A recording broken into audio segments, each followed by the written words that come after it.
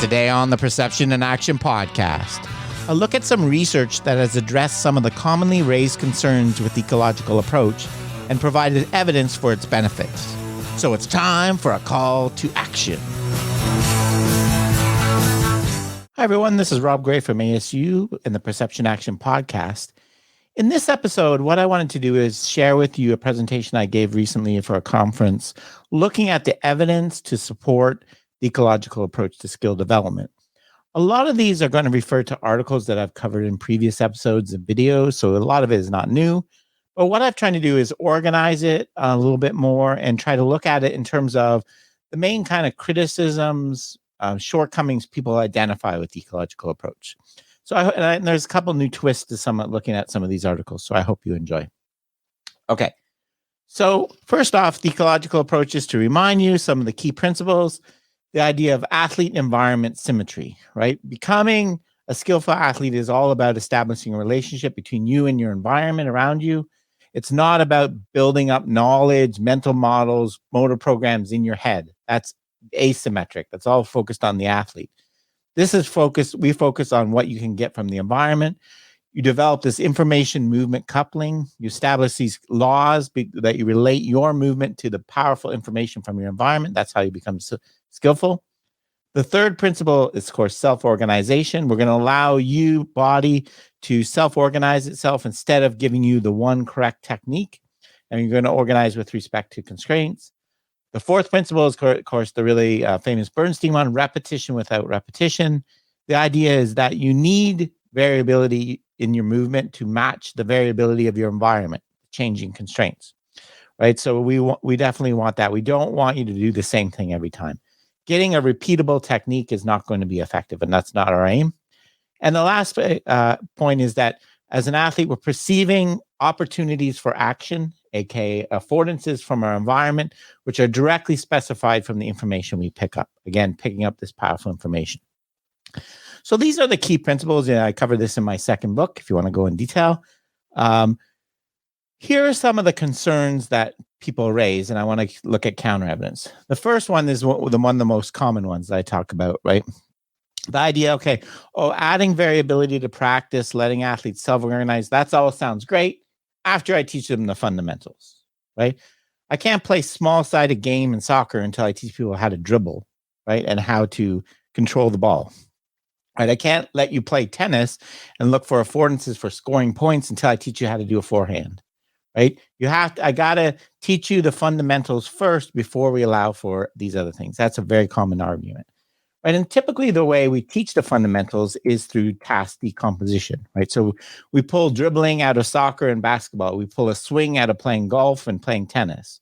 And we practice them very isolated conditions, very unrepresentative conditions. And, the idea is that we need to do that because the full environment is too complex, right? There's no way you're going to learn how to dribble when you actually have to worry about passing and shooting in a small-sided game. You're not going to master the skill of dribbling the ball, right, or passing the ball in that situation. So we got to reduce the load on you. It's too difficult. And second, we need a lot of reps, right? We need a lot of reps to get good at dribbling the fundamentals, right? And if you're playing a game, like a small-sided game, you're not going to get enough touches of the ball to get good at dribbling. We're going to look at that in a bit, okay?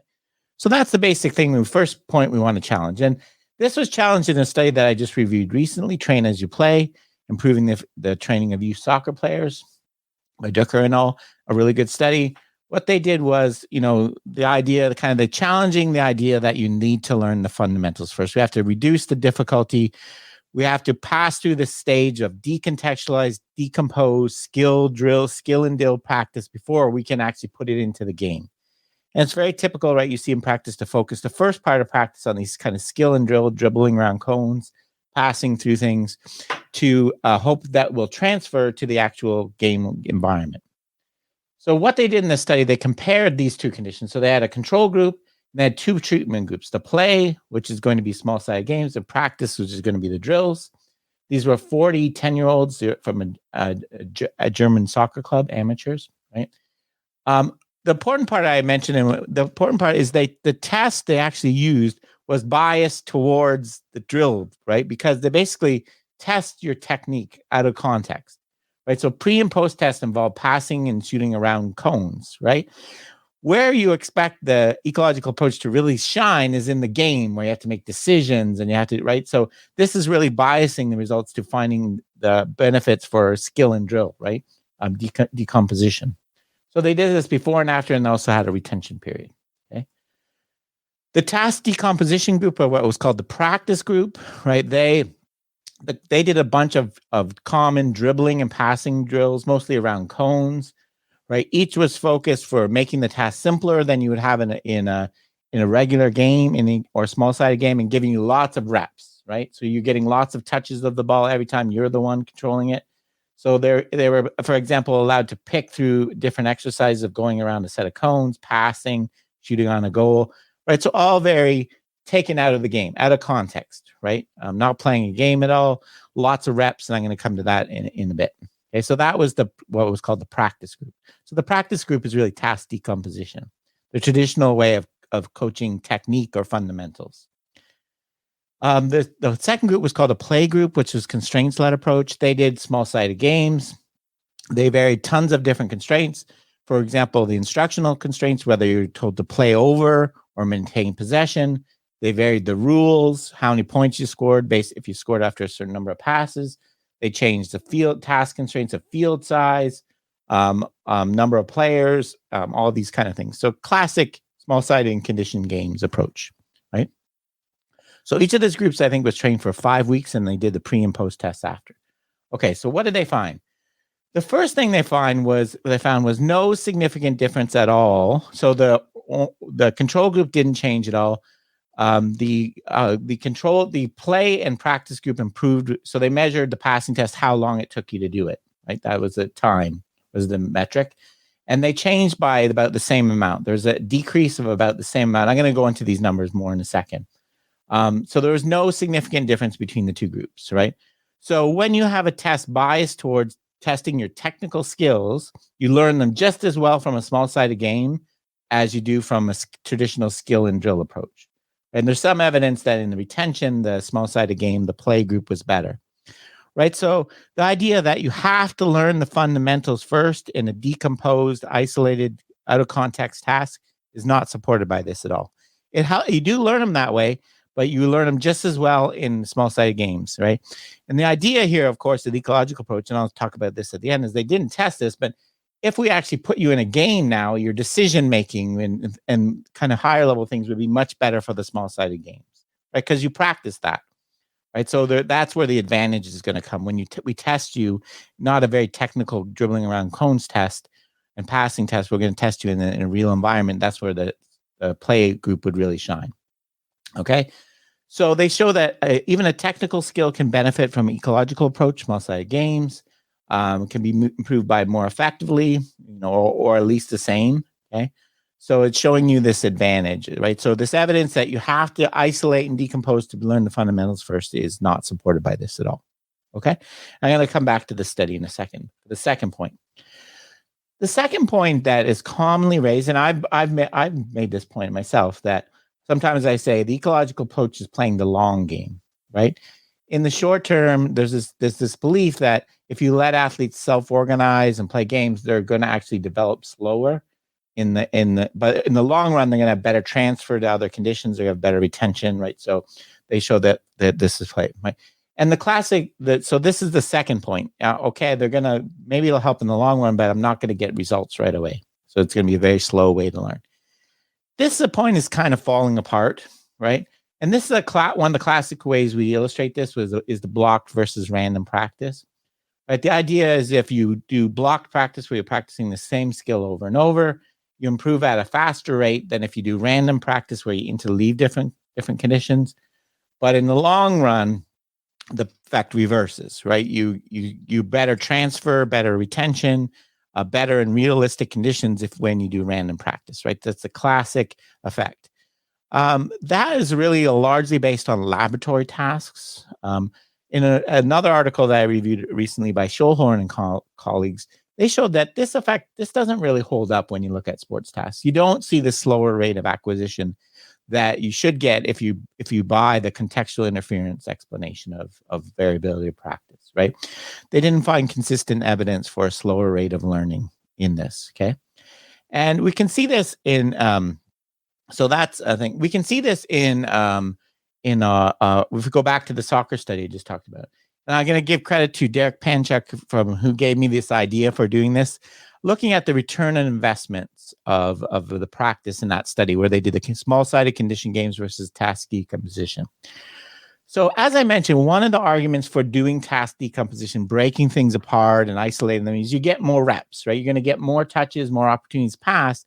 That if you're playing in a small-sided game, you might not get the ball as often. You need all those reps to develop the fundamentals. And that's exactly what they found in that study, right? In the traditional training group where they decomposed the practice group, people did 77 passes, right? Whereas in a small-sided game, the play group only did 354, okay? They did roughly half, right? And so that you are getting more reps, right? But what I want to talk about is this idea of return of investment on the practice time, right?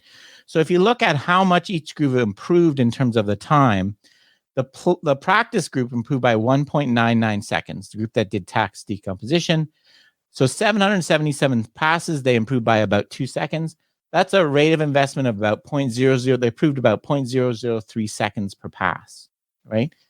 If you look at the game-like group, the small-sided game group, they improved by 2.18 seconds for 354 passes. That's a rate of investment of 0.006. So it's twice the benefit, right, for each rep in terms of improvement in the long run, right? So this is a point that I try to make, and I see what we're talking about in ecological approach is efficient use of practice time, right? Effective.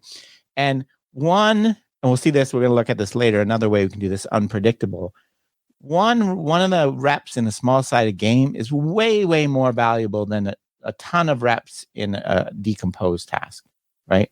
I see this all the time. I talk about this in my baseball. FPPs,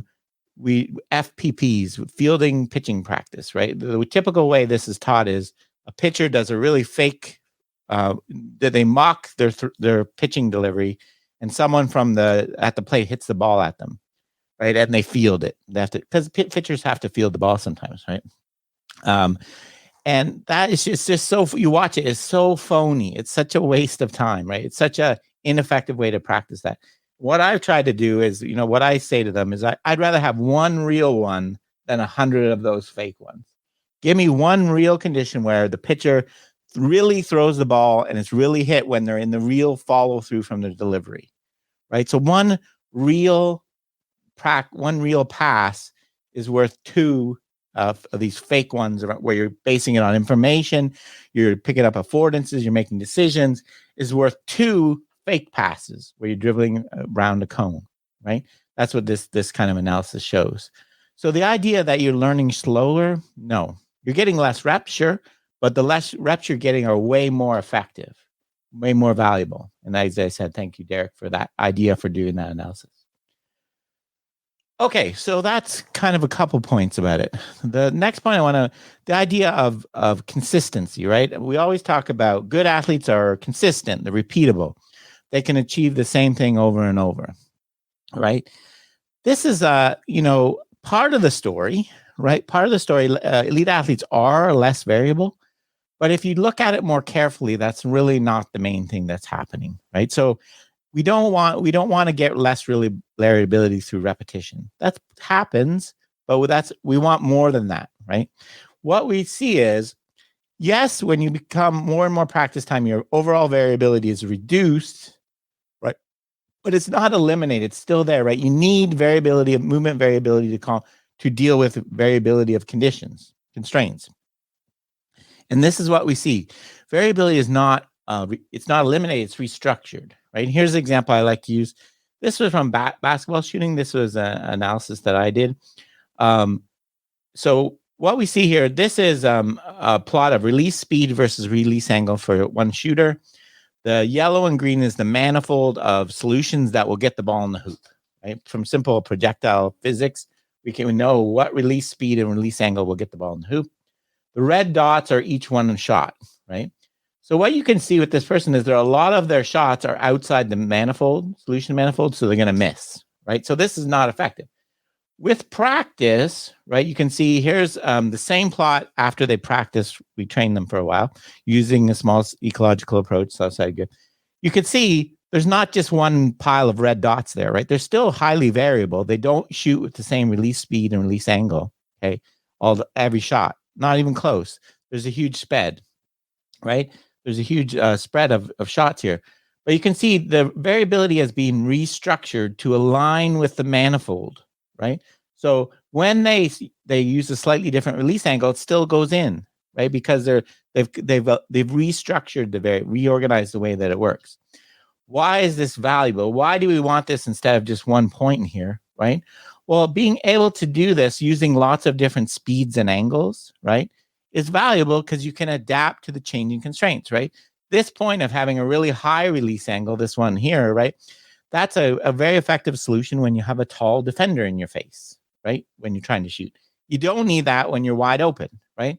So having lots of ability to do repetition of outcome, get the ball in the hoop, without repetition of movement, it gives you lots of ability to adapt. It creates adaptability, right? So that's, that's in basketball, what we've seen. I see the same thing in my baseball studies, right?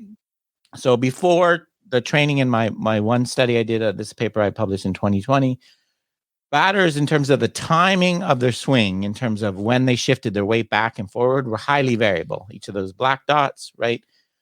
After training, they did not use the same swing every time, right? They still had high variability in when how long they shifted the weight forward and back. But again, it was aligned so that the combination made them get the bat to the ball in the right time, right? So we're not eliminating variability. The idea that we want repeatability and consistency is the only hallmark of an elite athlete is not true, right? Much more important is restructuring the variability. And that only comes from experiencing lots of conditions where you have to do this adaptation, not from facing the same condition over and over in task decomposition. Okay. The next point. Okay. The idea that, going back to the task decomposition, the idea that if we really want a new learner to learn a skill, it's too difficult if we practice in a game context. We have to pull it out, isolate it, repeat it over and over for them to be challenged at the right level. It's going to be too difficult, right? Well, I think a good counter to this is the recent volleyball study I looked at by Caldera et al., where they were training volleyball attacks and blocks, right? What they were arguing, right? So in the ecological approach, right, we want you to learn and to pick up relationships between your movement and with the information about the ball and the block, right? But you don't learn these relationships when you get the same condition over and over again in decomposition, right? You need some. So what they did with this is they took skilled volleyball players and they split them into 3 groups, okay? And what they were training was blocking at the net, okay? And what they were training is 3 different types, okay? Blocking down the line, blocking diagonally, and an open block. One group learned those the very traditional way, where you practice the same one over and over. You get lots of reps of the same one, and then you switch to another one. The constraints-led approach group, they were randomly chose one of those unpredictably, right? And I cannot overstate that. I found this in myself in a lot of work I've been doing. I cannot overstate this enough. The importance of unpredictability in practice. The importance of, you have to make a decision about which one of those what you're gonna do from information evolving in the moment. That is so important for practice, right? Decisions, affordances, unpredictability, even if it's only 3 options, right? So the way that we reduce load, right, in this study is not by doing the same thing over and over and over. That's reducing it too far, right? You're not learning the relationships and the adaptability. Just reduce the number of possible options, right? And this is something we can do in lots of different ways. This is something we've talked about in MMA, people I work with in MMA, right? If you have a more skilled opponent you're working against, reduce the number of ways they can defend you, right? Just, even if it's a small number, 3, but having that unpredictability is super, super important. And so here's the 3 blocks. And what they found is, they did this, not knowing which block, this unpredictability, you get superior performance in the long run for the constraints-led approach group, right? And this is something that I've tried to build, so having this unpredictability is reducing the number of options, not breaking it out and having one option over and over in a blocked fashion, right? Even when you reduce it down to a very low, it seems to get a lot of benefits. And this is something I been looking at in my research in baseball, right? So when we practice fielding a baseball, how do we practice? We say, okay, I'm going to hit it at you now, the shortstop. You're going to throw it to first, right? It's highly, highly predictable. So no one else is fielding it. They know exactly where we're going to throw the ball, right? Every play. That's how typically fielding practice is done in baseball, right? Before they go around the diamond, each one gets a few reps. Maybe they have to field it on their backhand, but they always know what's coming, okay? There's no one running, so they don't have time constraints of worrying about how quickly they need to get the ball. There's only one affordance there, throwing to first, right? Or fielding the ball, right? If you go into the game and you look at where people actually make mistakes, they're nothing like this at all. People make mistakes when there's a play where they need to decide whether it's them or another fielder that's going to field the ball, where there's time pressure of someone running down the line. They need to decide whether they're going to throw home or to first, right? When all these affordances, and so we don't practice that enough, right? That's unpredictability, this importance of having decisions, plural, affordances, plural, in practice is so, so important, right? So the idea that the only way to reduce cognitive load and make it challenge level, right, is by reducing it down to one thing where everything is predictable, I think is a wrong way to go. Okay. One of the things I talked about this in my second book, this doesn't allow an athlete to learn skilled intentionality, the ability to hold multiple affordances available at the same time, like on a 2-on-1 in hockey, the ability to move, so to keep the option to pass, go around the defender, or shoot, all open at the same time, right? So that's what we want to do, okay? So that's really important. The fourth point, the idea that, okay, if we just leave the athlete on their own, they're going to self-organize into an ineffective solution, potentially harmful. They might hurt themselves, right? That's a common thing I hear. We don't, I guess, the studies we've just seen suggest that ineffective, although it happens, right? It doesn't happen very often, right? That's why I think I've said this with tennis. What I like to do, is let people play, let everybody start rallying and playing against an opponent. And then if the way that they choose to self-organize is a very ineffective way for doing a forehand, it keeps going to the net, then I'll deal with that individual, right? I'll work with that individual. I don't need to teach every single player. People will self-organize into an effective solution if you design the task constraints correctly, more often than not, okay? The harmfulness of a solution injury is, this was a study again that I reviewed recently looking at the effect of allowing for variability and self-organization on risk markers for ACL injury. Just to go through this quickly, this was a test where they had to do a side cutting task. When they ran up to a screen that had an arrow, they had to cut one direction or another. They measured the body angles and the forces you generated. They compared 3 groups: traditional training, so the key part about it, some people miss this point about it. In these studies, they're not training cutting or sidestepping, right? Or change of direction. They're training basketball or soccer.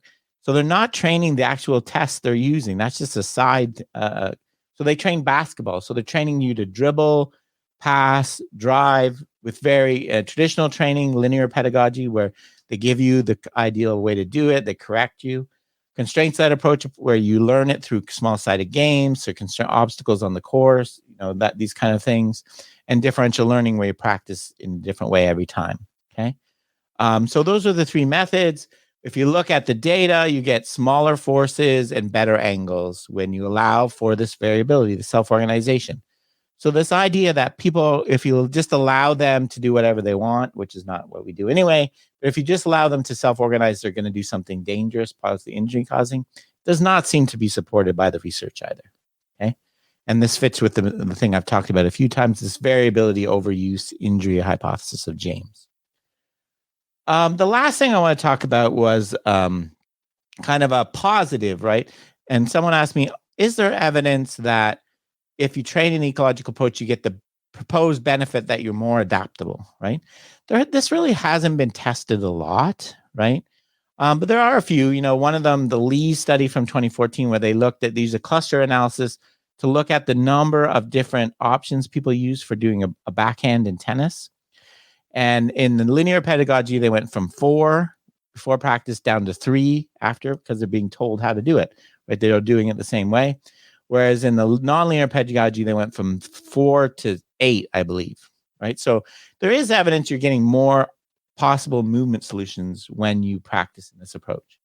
I found this in baseball as well, right? So in my baseball study, one of the common things I hear from people when we do constraints-led approach or ecological approaches, you're going to mess up my swing, right? I got my swing timing down.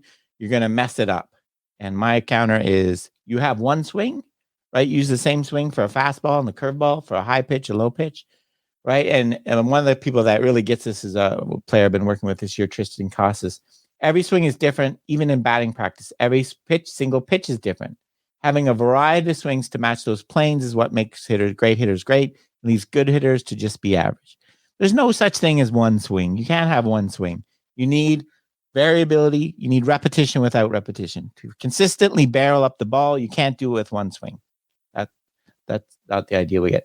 And so what we do see in my study is, after training, we do see batters have more solutions available, right? They can wait longer and keep the weight on their back foot, right? They can do a short, quick swing if they need to, right? They can do a different plane. So while we still need work to show that this, it allows you to be more adaptable in the long run, we do see increasing evidence. There is some evidence for this, right, in the approach. Okay. So to kind of end on, I wanted to kind of pull out some of the key implications that I think from practice design. So what we talk about when we're talking about practice design, what are the key principles? First one is guided self-organization, right? You're going to will allow you to swing the way you want, or throw the way you want, or do pitch the way you want, whatever. We're not going to just let you do anything though. We're going to guide it through proper manipulation of constraints, the proper use of cues, analogies, things like that. And we're really going to move away from really internally focused technical instruction, and I'll move towards using constraints to guide. We're going to try to challenge people at the right level. We're going to let them fail sometimes. Practice is going to be deliberate. It's going to have a clear goal. It's going to be individualized. We're going to work on what you are not good at, and it's going to be representative. And I'll talk more about that in coming soon, what I mean by representative. We're going to have clear feedback, both in terms of process and results. And we're going to allow for autonomy. We're going to allow for you to figure it out, right? So one of the advantages of ecological approach that I haven't talked about, one of the proposed advantages, it allows the athlete to be involved in the process, right? We're letting them figure out instead of telling them what to do, which kind of restricts autonomy, lowers motivation, and so on, right? So that was kind of an overall look, some of the points about evidence. I think I've talked about this many times. I have a page, perceptionaction.com/comparative, where I'm keeping a running list of these studies that directly compare a approach that consistent with the ecological approach and a more traditional prescriptive coaching. So I think there's 18 studies there now. So there's a full list. So I'll keep adding to that as it comes and keep reviewing them. But I just wanted to kind of pull it all together in this way.